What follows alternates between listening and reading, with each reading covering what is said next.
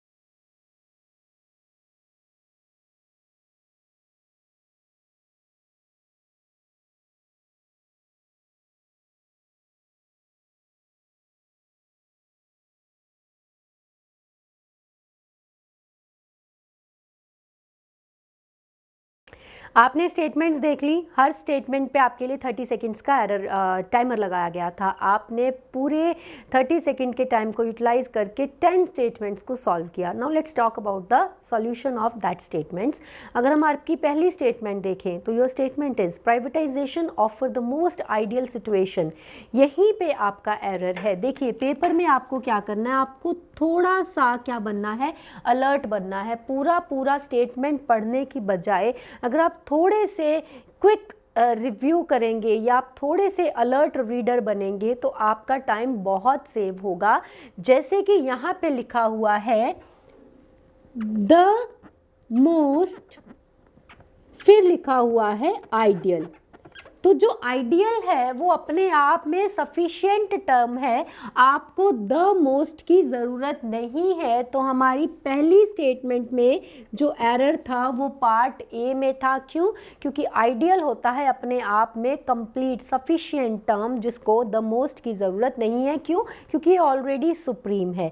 अगर हम इसके बाद आपकी नेक्स्ट स्टेटमेंट की बात करें तो I advised my son to engage two coolies instead of one because the luggage was much heavy. Now when it comes to your number 2 statement, when it comes to the word much heavy, आप सबको पता चल गया होगा कि आपने पढ़ा है कि जब आपकी स्टेटमेंट हाइपरबॉलिक पैटर्न दिखाती है तो वहाँ पे TOO2 का पैटर्न चलता है। तो आपका आंसर होना चाहिए था luggage was too heavy। तो आपकी इस स्टेटमेंट में जो एरर था वो था पार्ट सी में। इसके बाद से अगर हम आपकी नेक्स्ट स्टेटमेंट को देखते हैं तो लिटिल केयर, यहीं पे हम बात करते हैं। आपने चैप्टर में पढ़ा है कि लिटिल के आगे ए और द का होना नेसेसिटी होता है। अगर ए नहीं है या द नहीं है तो इट मीन्स नथिंग। लेकिन आपकी स्टेटमेंट नथिंग का एक्सप्रेशन नहीं दे रही, वो या क्या कह रही है कि अगर तुम थोड़ी सी भी केयर करते तो हमें नथिंग से समथिंग के पैटर्न में आना है। तो हियर शुड बी ए। क्यों? क्योंकि अगर द लगा देंगे तो स्पेसिफाई हो जाएगी। तो आपका थर्ड का पार्ट ए में एरर है, that is a little care. इसके बाद the next is he is now making matters a lot more verse. अब देखिए यहीं पे आपने चैप्टर में पढ़ा है कि two comparatives can not go side by side until और unless they are showing either progression और रिग्रेशन। यहाँ पे ना तो प्रोग्रेशन चल रहा है, ना तो रिग्रेशन चल रहा है, ना तो प्रोपोर्शन का रूल आ रहा है।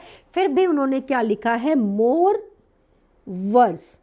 ओके जी, तो वर्स अपने आप में बैड का कंपैरेटिव है तो उसको मोर की ज़रूरत नहीं है। तो आपकी इस स्टेटमेंट में जो एरर है वो है पार्ट बी में।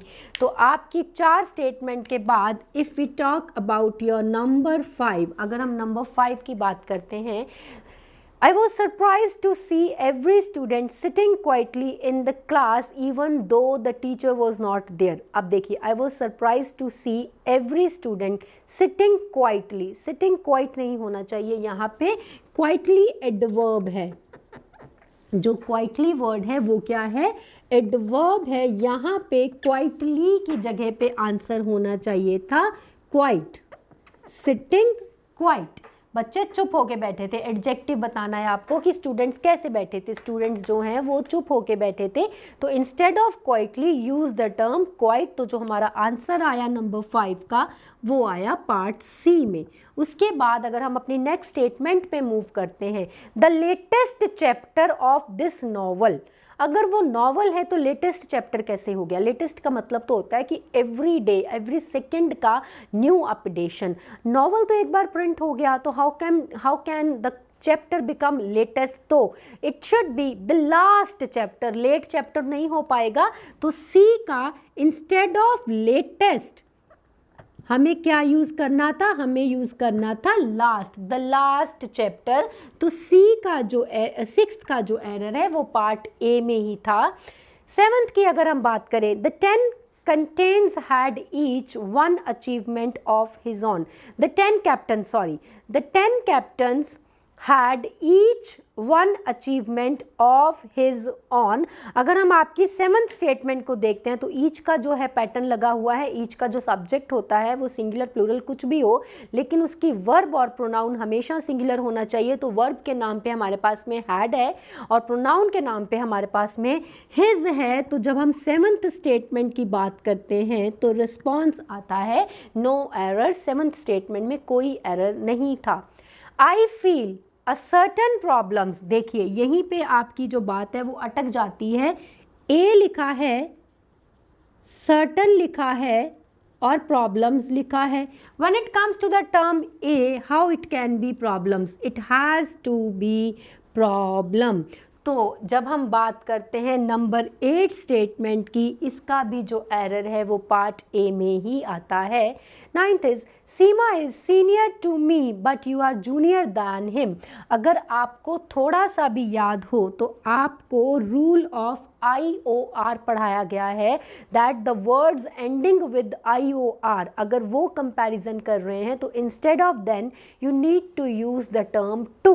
तो यहाँ पे जहाँ पे लिखा है जूनियर और फिर लिखा है देन, वहाँ पे इंस्टेड ऑफ देन आपको यूज़ करना है टू। तो हमारा 9th स्टेटमेंट का जो एरर है वो है पार्ट डी में। और अगर हम लास्ट स्टेटमेंट देखते हैं, he is the most successful man in the world I have ever known, तो 10th स्टेटमेंट में हमारे पास में कोई भी एरर नहीं आता। He is the most successful man in the world, पूरी दुनिया में आज तक वो जितने भी आदमियों को मिला है ये उनमें सबसे ज़्यादा सक्सेसफुल है। सारी स्टेटमेंट अपने आप में करेक्ट है। सुपरलेटिव लगा हुआ है और सुपरलेटिव के आगे द होना ज़रूरी है, लगा हुआ है। तो when it comes to your 10th statement इसका आंसर भी हो गया नो एरर।